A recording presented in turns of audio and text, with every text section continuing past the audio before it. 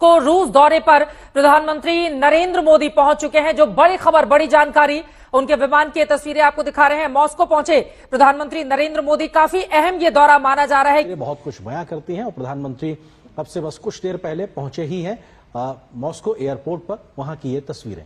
बिल्कुल, प्रधानमंत्री मोदी का ये दौरा कई मायनों में बेहद अहम।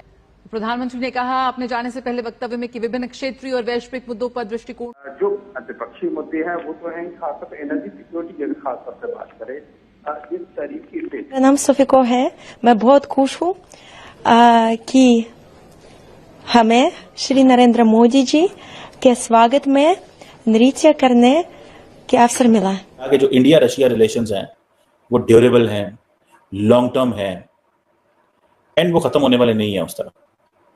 ये चीज बार बार इंडिया कहेगा। और मजे की बात यह है कि इंडिया रशिया जो रिलेशनशिप है इसको privileged, special and privileged strategic partnership कहा जाता है। मोदी साहब का जो दौरा है, एक तो ये पहला दौरा है यूक्रेन की जंग के बाद। 2 दिन की समिट होगी वहां पे और मेरे ख्याल में 5 साल के बाद ये पहली समिट हो रही है।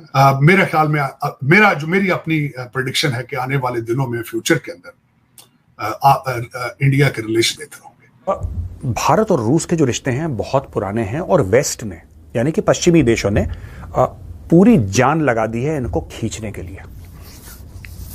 पूरी जान लगा दी है कि किसी तरीके से मोदी जी को वेस्ट के पास बिल्कुल खींच लें और वेस्ट के पास इनको ले आए। Prime minister Narendra Modi visit to Moscow. Russia की तरफ से ये कहा गया है कि वेस्ट मोदी साहब के विजिट को जेलसी के साथ देख रहा है। वेस्ट जेलस हो रहा है, मगरिब इस वक्त जेलसी। बार बार एक कहेगा कि जो इंडिया रशिया रिलेशंस हैं वो ड्यूरेबल हैं, लॉन्ग टर्म हैं एंड वो खत्म होने वाले नहीं है उस तरह।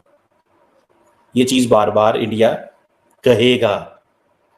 और मजे की बात यह है कि इंडिया रशिया जो रिलेशनशिप है इसको privileged, special and privileged strategic partnership कहा जाता है।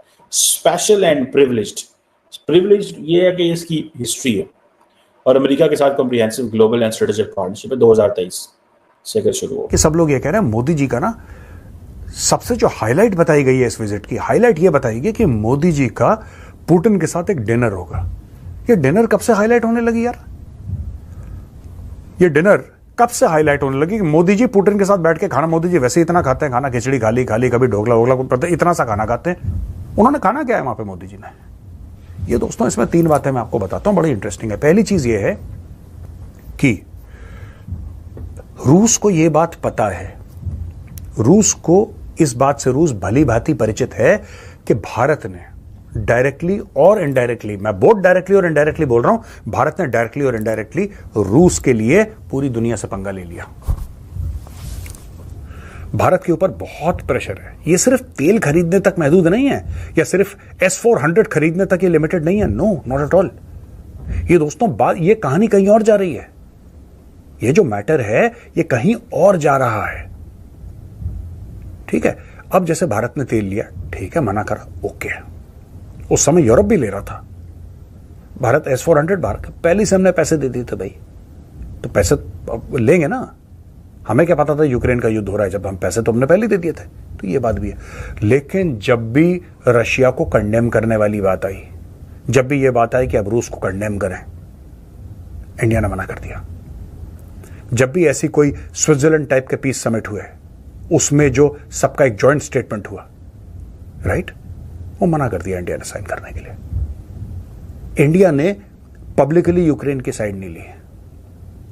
तो रूस को पता है कि एक ऐसा पार्टनर हमारे पास है। इस चीज की रूस भी वैल्यू करता है कि एक ऐसा पार्टनर है जिसको सब पसंद करते हैं और वो कहीं ना कहीं हमारे लिए एक दिल में जो है ना सॉफ्टनेस, एक सॉफ्ट कॉर्नर रखता है। चाइना के लिए आप ये नहीं कह सकते। चाइना और रूस की कितनी भी अच्छी दोस्ती हो, चाइना को सभी बुरा मानते हैं। प्रॉब्लम ये है, चाइना को सभी खराब मानते हैं, चाहे चाइना उनकी जरूरत हो, चाहे पैसे की डीलिंग हो, लेकिन चाइना से ज्यादा कोई मोहब्बत करता वर्ता नहीं है ज्यादातर दुनिया में, because everybody is either scared of China और एंग्री विद चाइना। वेस्टर्न ममालिक ने तो उसको आइसोलेट कर दिया, एक ही मुल्क रह जाता, 2 वेस्टर्न ममालिक के जो करीब मुल्क हैं उसमें इंडिया रशिया को मेन स्ट्रीम करता है और चाइना वैसे मेन स्ट्रीम करता है।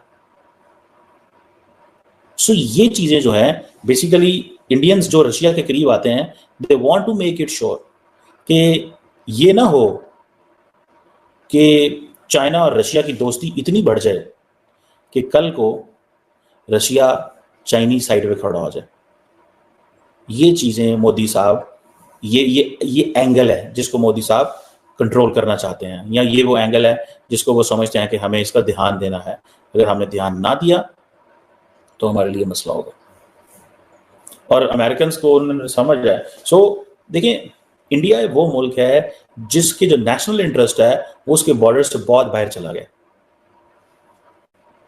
ये आर्टिफिशियल इंटेलिजेंस को हासिल करना, डेटा सेंटर्स की साइंस को समझना से इंडिया रशिया को दूर रखना चाहता है चाइना से, और अमेरिका के करीब रहना चाहता है, ताकि अब मिलिट्री डोमेन्स में जितने भी एंगल्स हैं वो कवर किए जा सके, इंक्लूडिंग एआई, ताकि वो अपनी जो डिटेरेंस है उसको मेंटेन कर सके।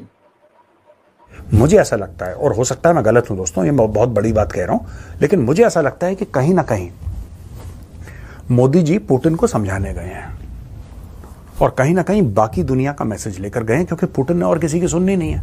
देखो, ये सब बातें शी जिनपिंग बोलेगा नहीं पुतिन को। क्यों नहीं बोलेगा? क्योंकि शी जिनपिंग चाहता है कि रूस की वेस्ट के साथ ना बने। वो अपनी रोटी सेक रहा है ना यार। जो शी जिनपिंग है वो चाहता नहीं है कि रूस की बने, वो चाहता है रूस पे सैंक्शंस पड़े रहे, रूस परेशान होता रहे, क्योंकि रूस के ऊपर सैंक्शन रहेंगे, रूस उतना चीन के ऊपर डिपेंड करता रहेगा।